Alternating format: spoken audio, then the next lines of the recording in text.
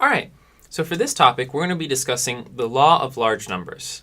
What the law of large numbers basically says is that if you do something over and over and over again, you're going to observe a particular probability.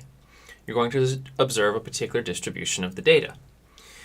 Now, if you were to do something over and over and over again forever, what you would observe would be close to the theoretical probability that you're actually studying in a statistics or probability class. So perhaps if I was catching, I don't know, fish. Let's say I'm catching fish, and just for the sake of argument, let's say there's only 12-inch fish and 13-inch fish and 14-inch fish.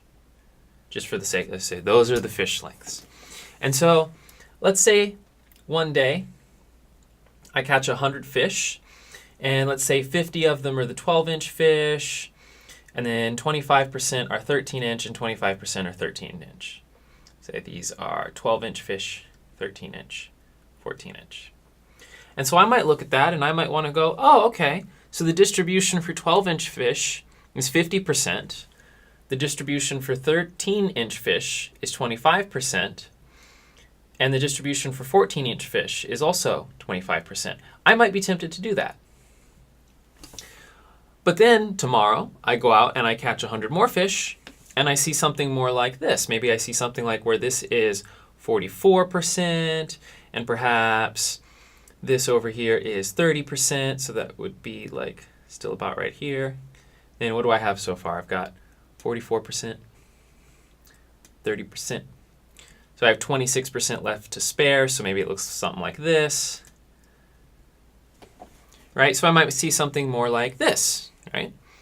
Still 12-inch, 13-inch, 14-inch, right? And so my numbers are kind of different. I've got now that there's more 13-inch fish than 14-inch fish, and I might go, oh, maybe this is the true probability distribution. And I might do this over and over, and I'll get all kinds of different probability distributions for the number of fish I catch. The key here is that I didn't catch an infinite number of fish and count them up. I didn't catch a million, billion, trillion fish and count them up. If you see here, there's only 3, according to my magical lake here, there's only 3 types of fish that are exactly 12 inches, exactly 13 inches, or exactly 14 inches. So theoretically, if these are all equally distributed, then I should have a third chance of catching this many fish, or about 33.3%. I should have a third chance, or 33.3%, of catching a 13-inch fish, and a third, or 33.3% chance of catching a 14-inch fish. Even though, when I actually went out and caught these fish, I didn't see exactly 33.3% for every single type of fish. That's because in real life, we have these random distributions, and 100 fish really is not that many.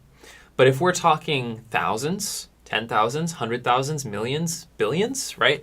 A whole lot of them, then what the law of large numbers says is that the actual, what I observe as I do tons of these will be 33.3% for each fish. If I did this over and over and over, forever and ever and ever, right? Now, realistically, we can't do it over and over and over forever and ever and ever, but if we do it a lot, it will approach it. So the difference between this, right? This is like 16.7% difference between 33.3 and 50%, but there's about a 10.7% difference between this and 44%, right? That difference is getting smaller and smaller. So even though I see these things that are sort of arranged differently, as we do lots of fish, so let's say infinifish, then what I will see is something like this. 33.3% for the 12-inch fish, 33.3% for the 13-inch fish, and 33.3% for the 14-inch fish. Now in this example, this is evenly distributed. Even in the case where the theoretical probabilities were different, you still would have your observed data would be a little bit different, and as you do more and more, what you observe would approach to look like the theoretical probability. And that's really all the law of large numbers says. Do it enough and you'll see the probabilities that you're learning about in your statistics or probability class. And that was this topic.